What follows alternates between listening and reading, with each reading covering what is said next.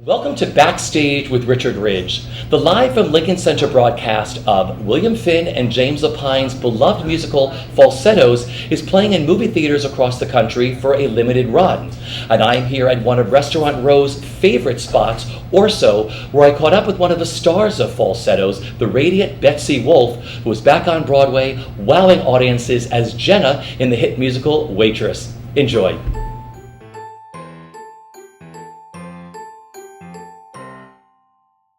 Welcome. Hi. Thanks so much for sitting with me here at Orso. I know, it's very authentic to be in a restaurant where things are happening. I think they're prepping. I think they're peeling carrots or something for the night, and right? that's what we do at the diner. I love this. So, you know.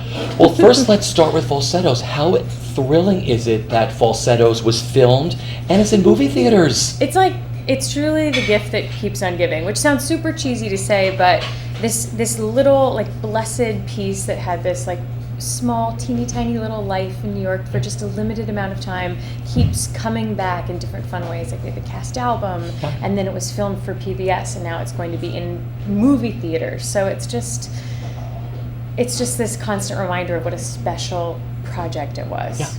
Yeah. What do you remember about the filming days?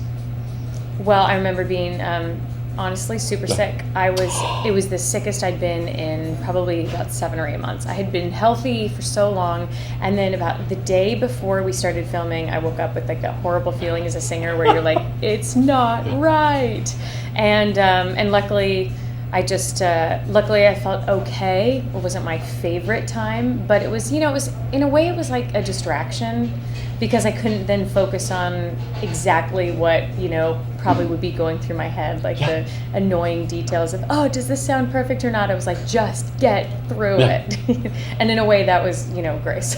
You're flawless. I've seen clips already. Flawless is not the right word. Oh, yes, it is. From our standpoint, I flawless. think it's more interesting to be flawed, but that is very, very sweet of you. We're going to get into that. We're going to get into that later in this interview about being flawed. You and I spoke a lot during the run of Falsettos. Yeah. I remember that first day at the Lincoln Center when the whole cast was together. Yeah, the first day, which is always so daunting, which is when you feel like you're being asked all these specific questions about so tell us about the show, and you're just literally trying to figure it out. So I like that we're actually talking now after too. I feel like we have some more perspective and understanding of what the piece was. It was perfection in every way, that production. I loved it. What made it so special for you and so personal? It was a dream scenario in that it was a dream company. It was a dream creative team. It's no secret, I've done another James Lapine and Bill Finn show. It was one of my first professional shows that I did here. Which one? Spelling Bee. Yeah. And then I worked with James years later on Merrily We Roll Along. I've loved A New Brain for the longest time. I loved the story of Falsettos, and while I didn't know it so much in college, I became more familiar with it once I graduated. And being able to tell this story, I love obviously finding, it's a gem that means so much to so many different people. So when you're entrusted with that story, and when you feel like you're responsible for carrying out this beautiful story and making it poignant and making it worth telling again, when you're part of that, I think it's this combination of this great responsibility and also this thrilling, exciting opportunity. So it was this fantastic combination of things. I loved the company. The cast. An incredible cast. But also not just talented, but an extraordinary group of humans. Because I think it's easy to get a bunch of talented people in a room now. I think there's a lot of really good talent, and to be able to find the combination of people that they did for that show, and the hearts, and then the minds, and then the nuanced performances on top of it, it'll always go down as one of the most special groups of humans. What a great role, Cordelia. I love it. Who knew? Yeah. I didn't even know of her when I was in college. I think that's what's so fun, is it's one of those that surprised me. This business is so full of ups and downs, and thinking a role's perfect for you, and thinking this, I want to do this. And it was one of those really great opportunities that I didn't even know how much I would love her until I was doing it, What do you remember about that last performance on stage of Falsettos and your bow that night? I knew it had been preserved on camera. So although I will never, ever like something on film as much as I like doing it in real life, because I'll be critical and I'll watch it with an eye of, oh, that night this was kind of different or whatnot. So while I knew it was going to be preserved, that was something that was exciting. I just remember feeling like we did the piece justice. Yeah. I think that was like, it was like a win. It was like a successful, I was very proud. I felt like we left everything out on the table, which is a nice feeling. Yeah. And it doesn't always happen when you finish shows. And now people who couldn't come to New York to see it can go to a movie theater around the country all during the summer. And I hear it every single night. After Waitress, when I come out of the stage door, there are more kids. I think that's the thing that touches me the most, is that people like under the age of 25 that say, I'm obsessed with the album and I'm driving 3 hours and they have their ticket. Yeah. They tell me when they're going and they tell me how long their drive is or their commute is, or they're like, this is my graduation present to like fly, I kid you not, to fly somewhere to go see it in a theater. And you know, it's that special of a show. And the fact that it's reaching a younger audience is, I think, one of the most profound things about that piece, and that's something to be really, really proud of. Do you know how great my life is? Do you know how great my life is? Saving lives and loving you. Do you know how great my life is? I know how great my life is. Yes, I know how great my life is. Everything will be alright. Lives and loving you. Well, speaking of Waitress, welcome back to Broadway. Thank you. Jenna. It's a Is it surreal? Complete dream come true. It's surreal, and yet I'm doing it now, and I'm like, oh, this is right. You know what I mean? It's one of those. Very few roles come along where you get to kind of do it all and get to experience this, fully. I'm like at a loss for words because you get to do it all. It's a terrible way of saying that, but it's just you're constantly on stage. But it's not just like the time; it's the quality of the material and the story that you're getting to tell. So it was. It's completely a dream come true. I had no idea. Speaking of like roles where you just had no idea how much you would absolutely love it, doing it as well. Because you are radiant in this, and you've made her your own. Thank you. Well, I think you have to. Yeah. I think you have to. I saw Jessie do it. I've seen Sarah do it, and they are brilliant. And they were brilliant in their own way. Yeah. But that's why you love it, because they are giving you such an essence of them. So I think you would do this show an extreme disservice to try and emulate someone else. I get asked that, like, how do you, it's you're following in these footsteps, and you're like, you can't really think about that. It just has to be, you. And the more that I've realized that's also what I'm paid to do, is to bring an essence of Betsy Wolfe to this role and like what makes me tick. And so I hope, and after I leave and when someone else would do it, I know that, that's their responsibility too. That's what we owe this role and this story. What do you remember about your first night on stage as Jenna? Oh, is it a blur? God.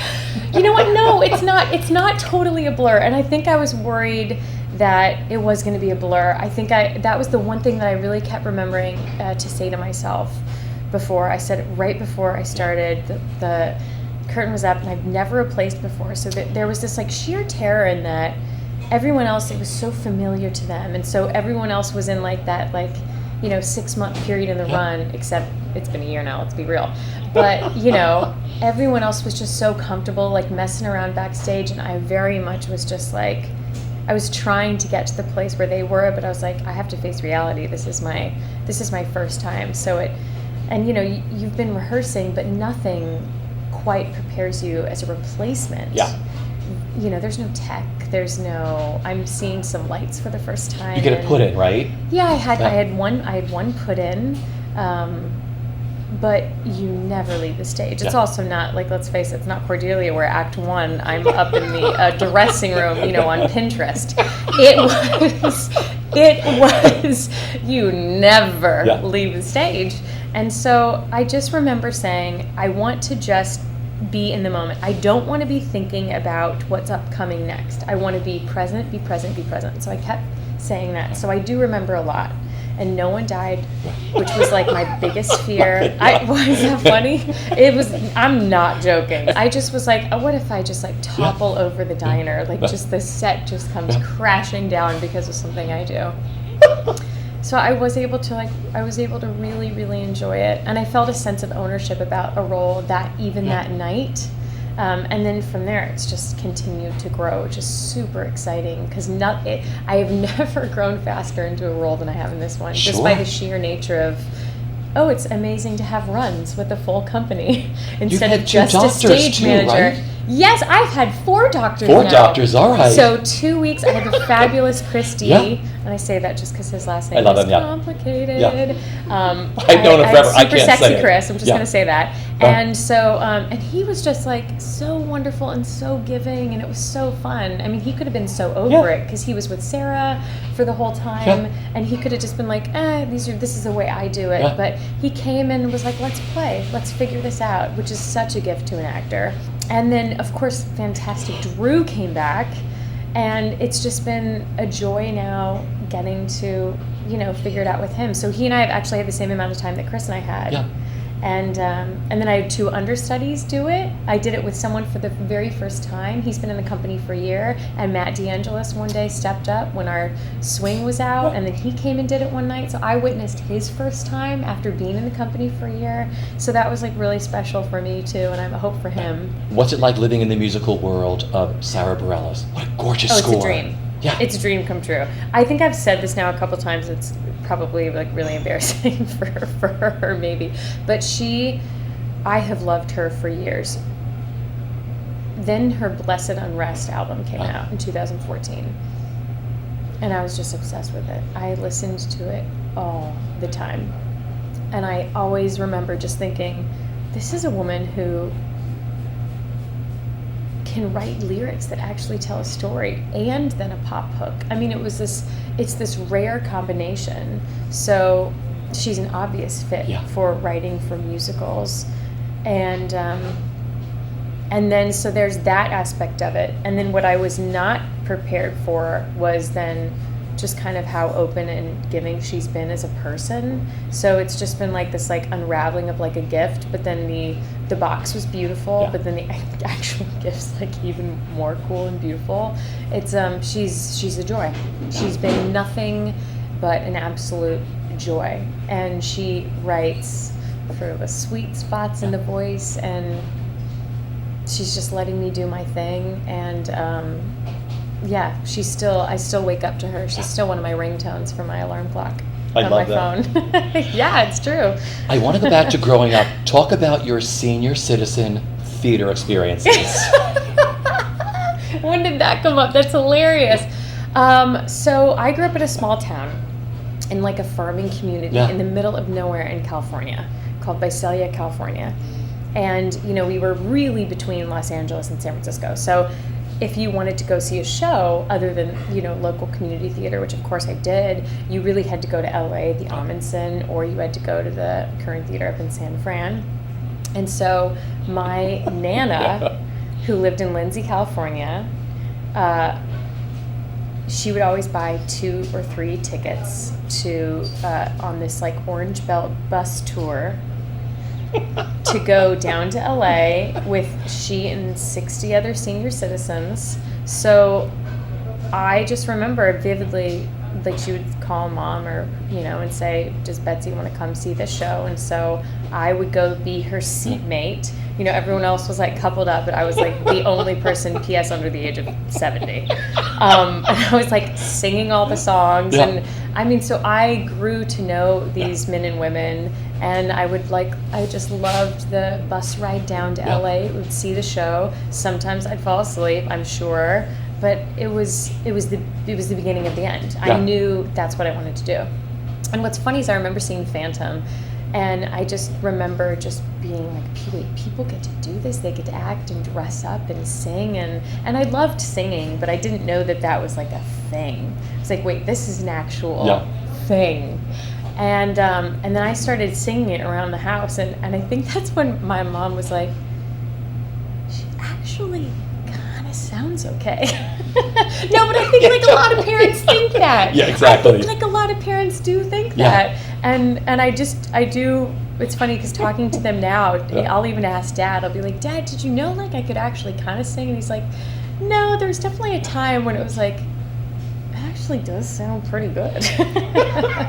Which is really, really sweet. Yeah. And so they've been nothing but encouraging and helpful and accommodating, and then, you know, saying no when they needed to, but then also providing a supportive environment to where I could really dream, you know. And then also Audra McDonald early on sort of set you on your singing path, right? So in Fresno, California, which is like the largest town kind of near my hometown, which is 40 minutes away, there was a theater company called Good Company Players at Roger Rocca's Music Hall, and it was a dinner cabaret, you know, type thing.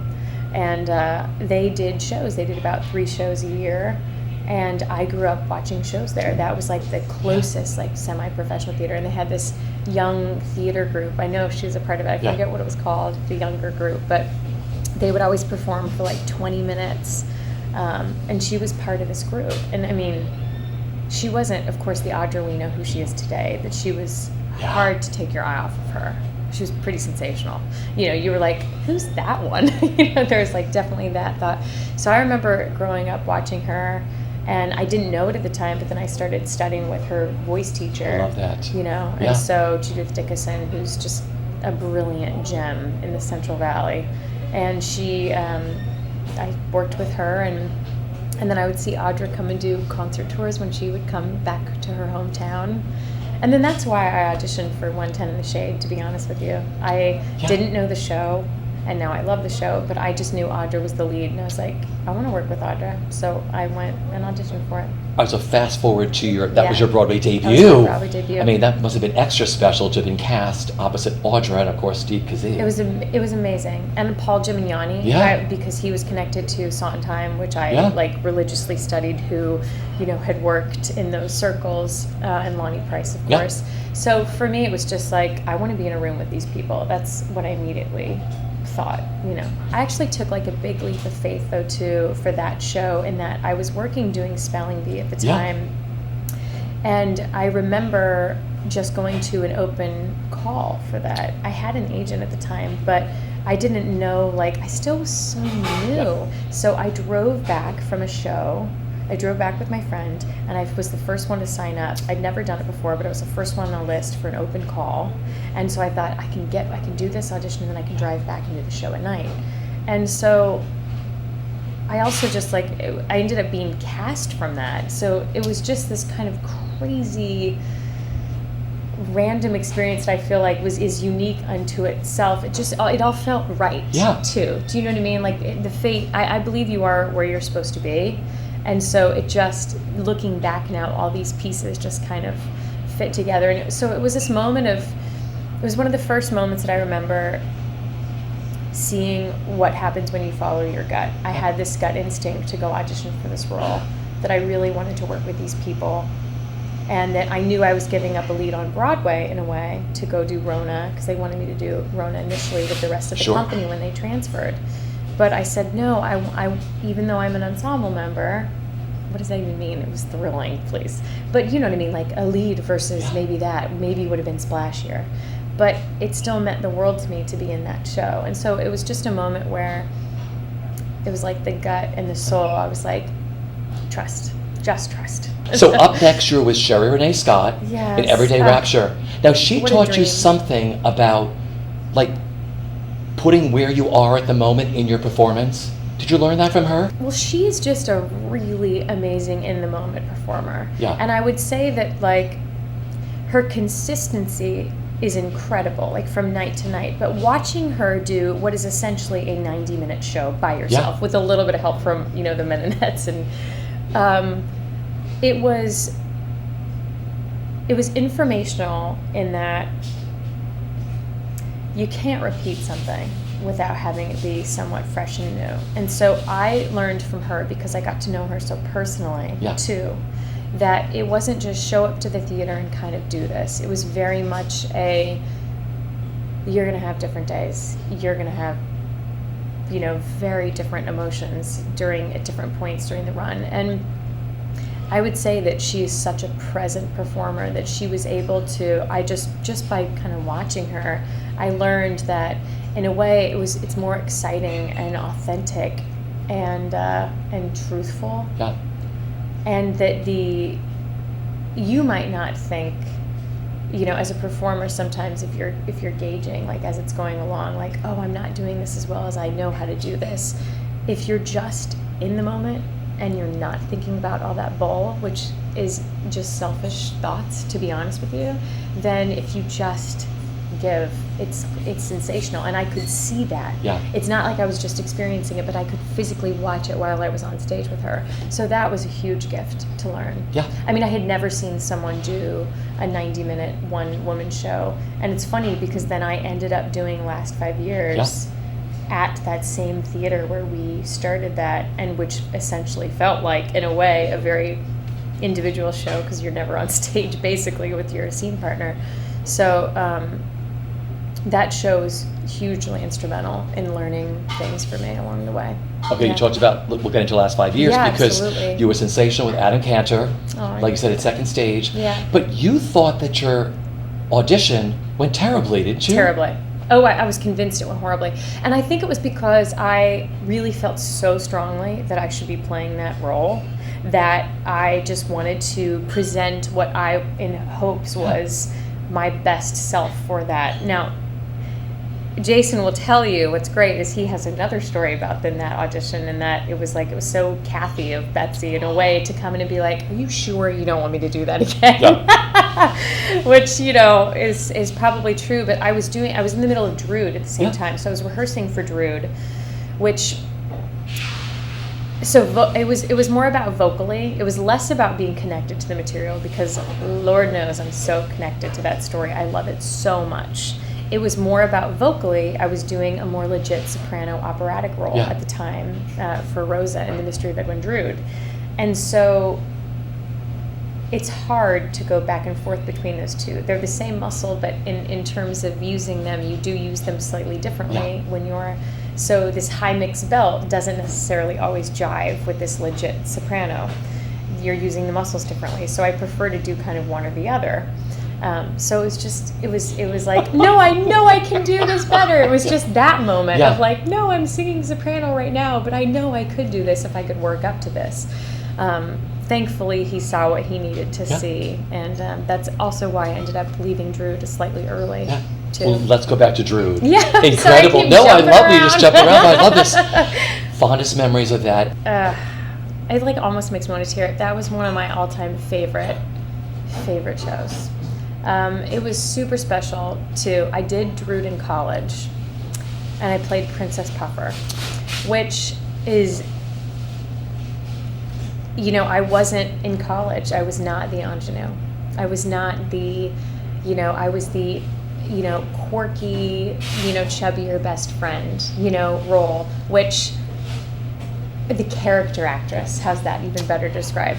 I take great pride in that. And I see myself as that. So what's funny to me is after I graduated and just kind of grew up, I think when I initially got the call for Drood, I kid you not, my initial thought was, well, who's playing Princess Puffer? I know it, and I'm really good at it. And they're like, well, Cheetah Rivera. And I was like, oh, huh. And they're like, they want you to come in for Rosa. And I just went, Rosa? I was like, what? I was like, I'm not Rosa. I thought the same thing when I got a call for Ragtime. I was like, love Emma Goldman. I can do it. And they're like, well, we were thinking Evelyn Nesbit. So it's funny. It's like, I think that I had, because of kind of who I was in college, or because of what I fit in that class of 20 people, the roles that I could fill, which I take great pride in. Again, that, I think I had this weird kind of transitional period once I graduated. Who am I? What am I doing? I mean, I now am playing roles that are actually accurately my age. When I first graduated, I played Rona Lisa Preddy. So I was 20 years old, playing the the principal teacher woman in the cast where there's children, and they were all older than me. So, as I've gotten older, I keep going actually down in age for roles. This is who I am. This is who I am. Bullets. I'll never forget the first reading when we were in a room, and it was so magical, just in a small, intimate room. And I remember thinking at the time, this is it. I really do remember thinking that. And what's funny is, although it probably didn't have the commercial run that I think everyone thought it was going to, and I think there were so many factors that went into that, the piece, just as it stood, was so simple. I think there's things that happen to pieces sometimes as time goes on that make it less attainable for an audience or whatnot. But at the core, it was a brilliant idea, and it in so many ways it worked.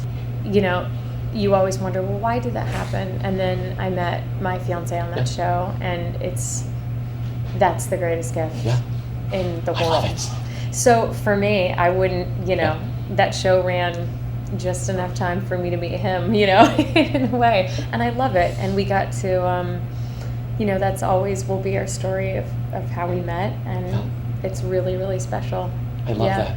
So with Falsettos being filmed, being shown in movie theaters, and then PBS this fall will run it. If you could sum up the best part of the experience of working on Falsettos, what was it for you? The 13 and 14 and 15-year-olds, 11-year-olds, I think of the kids that are going to have an opportunity to see that show and have courage where they never maybe had it before.